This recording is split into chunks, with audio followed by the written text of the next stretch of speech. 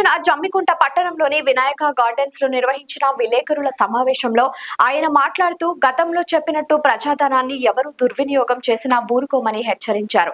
ఈ రాష్ట్రంలో ఇసుక మాఫియాకు ప్రధాన కారణం బీఆర్ఎస్ పార్టీ నాయకులని వాస్తవాలు తెలుసుకోకుండా హరీష్ రావు మాట్లాడడం ఆశ్చర్యంగా ఉందని, ఒకవేళ చెక్ డ్యాం పేల్చితే దాని ఆనవాళ్లు చుట్టుపక్కల పరిసరాల్లో ఉంటాయి కదా, చిన్న పటాకా పేలిస్తేనే చల్లాచెదరవుతాయి, అలాంటిది ఇంత పెద్ద చెక్ డ్యాం పేల్చారని ఆరోపణ చేస్తున్న బీఆర్ఎస్ నాయకులు వాటి ఆనవాళ్లు చూపించడం లేదని అన్నారు. కరీంనగర్ వేదికగా పెద్దపల్లి ఎమ్మెల్యే విజయ రమణారావు విసిరిన సవాల్కు కౌశిక్ రెడ్డి స్పందించడం హాస్యాస్పదమని, కాంక్రీట్ కి గుండురాయికి కూడా తేడా తెలియని కౌశిక్ రెడ్డి మాట్లాడటం సిగ్గుచేటని, చెక్ డ్యాం పేల్చారు అంటున్న బీఆర్ఎస్ నాయకులు కాంక్రీట్ లో జిలిటిన్ స్టిక్స్ పెడతారా లేదా కుంగిన ప్రదేశం నుండి దూరంగా ఉన్న బండరాలలో పెడతారా అని ప్రశ్నించారు. గతంలో మేము పరిశీలించినప్పుడు అక్కడ ఎలాంటి ఆనవాళ్లు లేవు. ఈ యథాస్థితిలో ఇల్లు నిర్మించేటప్పుడు కానీ, చెక్ డ్యాం కట్టేటప్పుడు కానీ కింద రాళ్లు వేసి కడతారో అలాగే సమాంతరంగా రాళ్లు ఉన్నాయని, కౌశిక్ రెడ్డి మెదడు సరిగా పనిచేయట్లేదని, అందుకే పిచ్చి పిచ్చిగా మాట్లాడుతున్నారని అన్నారు. నాసిరకమైన నిర్మాణం, కమిషన్ల కక్కుర్తి కోసం నిర్మాణాలు చేపట్టడం ద్వారానే ఇలాంటి నష్టం జరిగిందని, ఇసుకపై నిర్మాణం చేపట్టడం వల్ల ఇంతటి అనర్థం జరిగిందని, గతంలో 2022లో కూడా ఈ చెక్ డ్యాం కుంగిందని ఇక్కడి రైతులు చెప్తున్నారని ఆరోపించారు. అందరికీ నమస్కారం. ఈరోజు మరి ప్రెస్ మీట్ ముఖ్య ఉద్దేశం ఏంటంటే, గత 4-5 రోజుల నుంచి మీ అందరికీ తెలుసు, జమ్మికుంట మండలం తన్గుల గ్రామం శివారు, ఓదేలు మండలం గుంపుల చెక్ డ్యామ్ ఏదైతే కూలిందో దానికి సంబంధించి ప్రజలని తప్పుదోవ పట్టేటందుకు అవాస్తవాలు, అబద్ధాలు సోషల్ మీడియా మాధ్యమాన విపరీతంగా బీఆర్ఎస్ ఇక్కడున్న స్థానిక ఎమ్మెల్యే మరి నాయకులు విషపూరిత ప్రచారాలు చేస్తున్నారు. కాబట్టి అసలు ఫస్ట్ క్లారిటీ ఇద్దాము, ఏం జరిగింది, అపోహలేంది, వాస్తవాలేంది, ఫ్యాక్ట్స్ చెప్దామని చెప్పి ఈరోజు ప్రెస్ మీట్ పెట్టుతున్నాం. 21 తారీఖు రాత్రి 22 మధ్యాహ్నం తెల్లవారుజామున ఏదైతే గుంపుల చెక్ డ్యామ్ ఉందో అది కూలిపోటు జరిగింది. అయితే కూలిపోయిన గల కారణాలు ఏంటి అని దాన్ని తెలుసుకోవడానికి ఇరిగేషన్ అధికారులు, పోలీస్ డిపార్ట్మెంట్, బాంబ్ స్క్వాడ్ వాళ్ళు వచ్చిండ్రు, తీసుకొని పోయిన జరిగిన 1 రోజు దాని ఇదంతా నెక్స్ట్ డే 1-2 days కానీ ఇవన్నీ జరిగినాయి. అపోహలు ఏం క్రియేట్ చేస్తున్నారు, పేల్చేసిండ్రు, దీన్ని బాంబులు పెట్టి పేల్చిండ్రు, ఇసుక మాఫియా దీన్ని పేల్చేసిన దుండగులందరూ దీన్ని దండుకుంటున్నారు, కాంగ్రెస్ పార్టీ వాళ్ళే పేల్చిండ్రు, కాంగ్రెస్ పార్టీ ఇసుక దందా చేస్తుందని చెప్పి దీన్ని ఇది వాస్తవం నేను చెప్పేది. వాళ్ళందరికీ వచ్చిన పెద్ద ఫ్లాప్ షో, మొన్న జరిగిన ఏదైతే తీసుకొచ్చి హంగామా చేసినా ప్రజలు నవ్వుకున్నారు, అదంతా ఫ్లాప్ షో జరిగింది అక్కడ. సో ఖచ్చితంగా సవాల్ ఇంకా లైవ్లోనే ప్రూవ్ చేసే మేము వెంటాడతాం, ప్రూవ్ చేయి, ఆ రిపోర్ట్ కూడా వస్తుంది. అందుకే మేము దీన్ని మీరు ఏదైతే మాట్లాడుతున్నారో మేము మాకున్న నాలెడ్జ్ ప్రకారం, మాకు తెలిసిన వాస్తవాల ప్రకారం మేము మాట్లాడుతాం. చివరిగా ఇంకో వాస్తవం, అక్కడికి పోవాలంటే 2 దారులు ఉన్నాయి. ఒకటి మన గుంపుల బ్రిడ్జ్ దాటిన తర్వాత యూటర్న్ దిగు కింద రామనవారి గుడి ఉంది, ఆ గుడి ముందు నుంచే పోవాలి. మనందరం అట్లనే పోయినా, మీరు అట్లనే పోయినా, మేము అట్లనే పోయినా, అధికారులు అట్లనే పోయినా. ఇంకోటి షెమ్మున్పల్లి పరిమళ సొసైటీ అది ఉంది, కానీ అది 1-2 కిలోమీటర్లు నడుచుకుంటూ రావాలి, అది బైక్ రాలేదు, కార్ రాలేదు, ఏం పోలేదు, అసలు పాసిబుల్ కాదు, అక్కడ ఛాన్స్ లేదు. సో ఇది ఒకటే రోడ్. ఇప్పుడు అసలైన పాయింట్, గుడి ముందు సీసీ కెమెరాలు ఉన్నాయి. మేము కట్టుకున్నాం, ఉంటేనే మేము ప్రజల ధనం పోతుందన్న, రైతులు ఇబ్బంది పడుతుందంటే ముందు ఉండేది కాంగ్రెస్ పార్టీ. బరాబర్ పోలీసు వాళ్ళు వేరే వాళ్ళు ఎట్లా ఇన్వెస్టిగేట్ చేస్తారు. ఇక్కడ మన కాంగ్రెస్ పార్టీ నాయకులు కూడా ఒక్కొక్కళ్ళు ఎస్పెషల్లీ జమ్మికుంట మండలం పట్టణం సంబంధించిన వాళ్ళు మాత్రం అక్కడ తిరుగుతూనే ఉన్నారు. ఎవరున్నారు మత్స్యకారులు రాత్రి అక్కడ చేపబడ్డానికి ఎవరు, రేపు అక్కడ గుడి దగ్గర ఎవరున్నారు, సీసీ కెమెరాలు ఉన్నాయా లేవో మేము కూడా ఒక ఇన్వెస్టిగేషన్ చేసుకున్నాం. ఎందుకంటే కౌశిక్ రెడ్డి ఇట్లా లంగముచ్చట్లు చెప్తాడు, ఫాల్తూ మాటలు మాట్లాడతాడు, ఏదో ఒకటి డ్రామాలు చేస్తారని తెలిసే మేము కూడా మా హోంవర్క్ మేము చేసుకున్నాం. అక్కడ సీసీ కెమెరాలు ఉన్నాయి. సీసీ కెమెరాల 21 రోజు ఏదో జరిగిందని మనం అనుకుంటున్నాం. దాని సాయంత్రం అంటే 6:30 7ంటికి ఓ 3 వ్యక్తులు అక్కడి నుంచి కోడ్ రికార్డ్ అయ్యారు. వాళ్ళ పేరు రవినో గోవింద్, మధు ఇంకా రవి అని అక్కడ మన వాళ్ళు అడిగింది పోయింది. అక్కడ వాళ్ళు అప్పుడు పోయేసరికే నీళ్ళు అనేవి వెళ్ళిపోయినాయి. అప్పుడు వాళ్ళు పోయేసరికి దాని తర్వాత వాళ్ళు పొద్దున రాత్రి అంతా అక్కడ ఉండి పొద్దున 7ంటికి మళ్ళీ రిటర్న్ వచ్చింది. మళ్ళీ సీసీ కెమెరా రికార్డ్ అయింది. మరి ఆ రాత్రి బ్లాస్ట్ జరిగింది 21-22 మధ్యలో టైంలో మధ్యరాత్రి జరిగిందని ఏదైతే ఆరోపిస్తున్నా బ్లాస్ట్ అని ఆరోపిస్తున్నారు. వాళ్ళు చెప్పిన లెక్క ఇది నేను కాదు, మామూలు అక్కడ ఉన్న మత్స్యకారులు చెప్పిన లెక్క ప్రకారం ఎటువంటి బ్లాస్ట్ జరగలేదు. మేము పోయేసరికి అది నీళ్లు పోతున్నాయి, మాకు చేపలు అక్కడ పట్టుకోవడానికి మేము రాత్రి అంటున్నాం, మళ్ళీ పొద్దున వచ్చినాం. ఆ సీసీ కెమెరా రికార్డ్ అయింది. ఈ మాటలు మేము మాకు చెప్పిండ్రు, పోలీసు వాళ్ళు కూడా అడిగిందట, వాళ్ళకు రికార్డింగ్ చెప్పింది. మన ఇన్వెస్టిగేషన్ అయిన తర్వాత మనకు డీటెయిల్స్ అని వాళ్ళు కూడా చెప్తారు మనకి. ఇది కూడా మన సీసీ కెమెరా రికార్డ్ అయింది. ఇదే చెక్ డ్యామ్ల దగ్గరమే మాట్లాడింది విత్ పొన్నం ప్రభాకర్ గారు మా మంత్రి గారితో పోయి ఇదే చెక్ డ్యామ్ల దగ్గర కన్స్ట్రక్షన్ అయ్యేటప్పుడు ఇవన్నీ ఇంకా ఫౌండేషన్ లేకుండా చేస్తున్నా చెప్పి ఆ వీడియోలు ఫోటోలు ఉన్నాయి, మీకు అవి కూడా నేను రిలీజ్ చేస్తా. ఇవే దాని గురించి మనం మాట్లాడడం జరిగింది.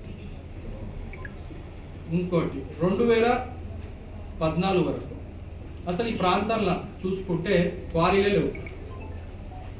మా కాంగ్రెస్ హయాం ఉన్నప్పుడు వీణవంక శివాని ఏవైతే ఇతను అంటున్నా ఇసుక దందా టెర్రరిస్టుల కంటే ఎక్కువ అని హరీష్ రావు గారు మాట్లాడుతున్నా. చాలా ఆశ్చర్యమైంది. హరీష్ రావు గారు మా కౌశిక్ రెడ్డి మాయలో పడి ఇంత దిగజారిపోయి మాట్లాడింది, అవస్థలు ఎట్లా మాట్లాడుతున్నారని చెప్పి నేను ఆశ్చర్యం గురైనా. మేమంతా కొంచెమైనా 1% అయినా వారు మాట్లాడుతుంటే కౌశిక్ రెడ్డి బాగా ఇన్ఫ్లుయెన్స్ చేసినట్టు నాకు అనిపిస్తుంది.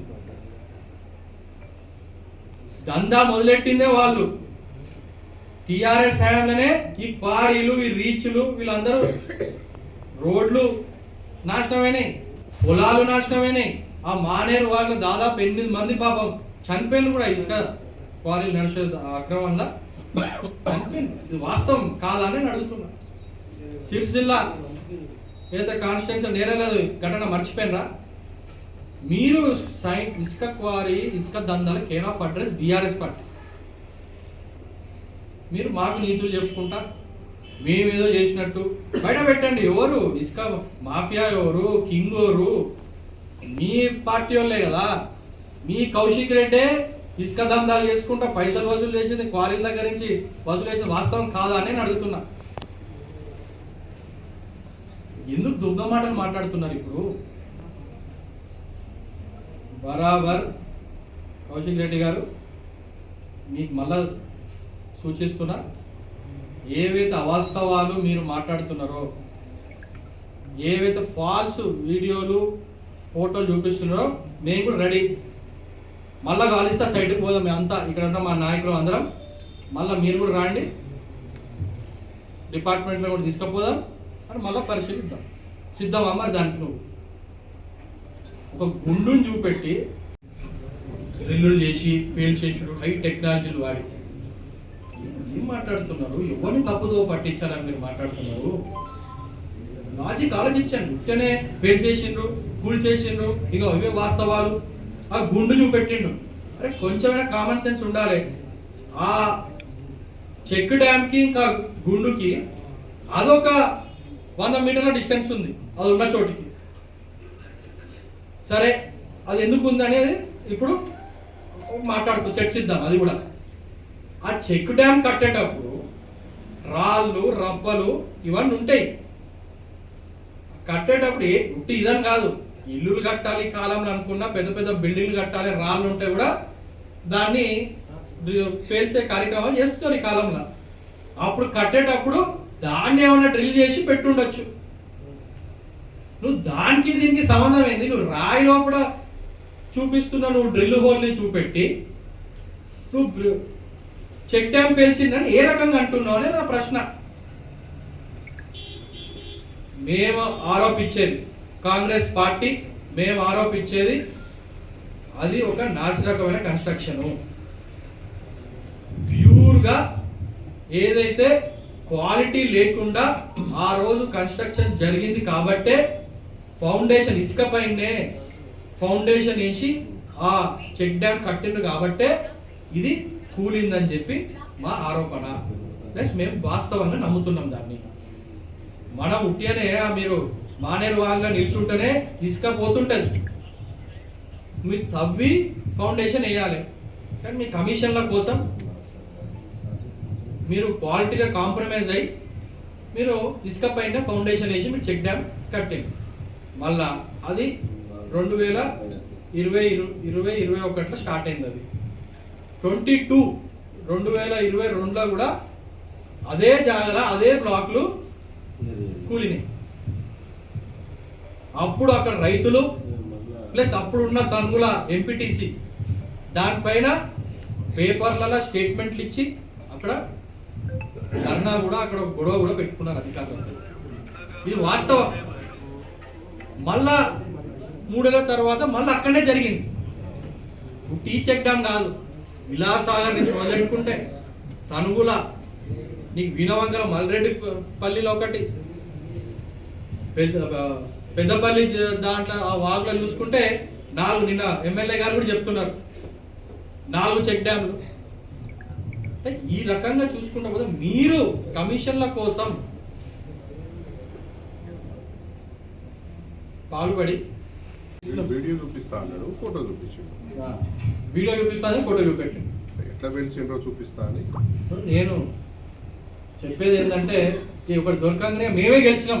అదే ఎంతసేపు మొన్న కూడా వీళ్ళందరినీ వాళ్ళ పార్టీ వాళ్ళని తీసుకురావడం ప్రధానమైన కారణం ఏంటంటే అతను హైప్ కావాలి, ఒక షో చేయాలి, ఒక రీల్స్. మళ్ళా చూడండి, మళ్ళీ రీల్సే ఆ కాన్వేలు, వీళ్ళకి ఎంతసేపు ఆ కాన్వేలు ఆ కార్లు తప్ప అసలు నిజంగా ఆ చెక్ డ్యాము పోవడం వల్ల రైతులు ఎంత నష్టపోతున్నారు, ఎంత డ్యామేజ్ ప్రభుత్వానికి, ఎంత ప్రజాధనం ఎంత దుర్వినియోగం అయింది.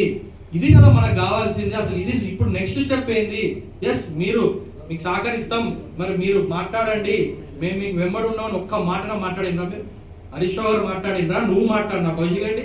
ఎస్, మేము ఘటన జరిగిన వెంబడే బరాబర్ మేము ఉత్తమ్ కుమార్ రెడ్డి గారితో మాట్లాడి ఇమ్మీడియట్గా సార్ ఇట్లా జరిగిందని చెప్పి పెద్దపల్లి ఎమ్మెల్యే విజయ రమణారావు గారు కూడా ఇమ్మీడియట్ వాళ్ళతో చర్చించి దాదాపు ఒక 2.53 crores డ్యామేజ్ జరిగింది.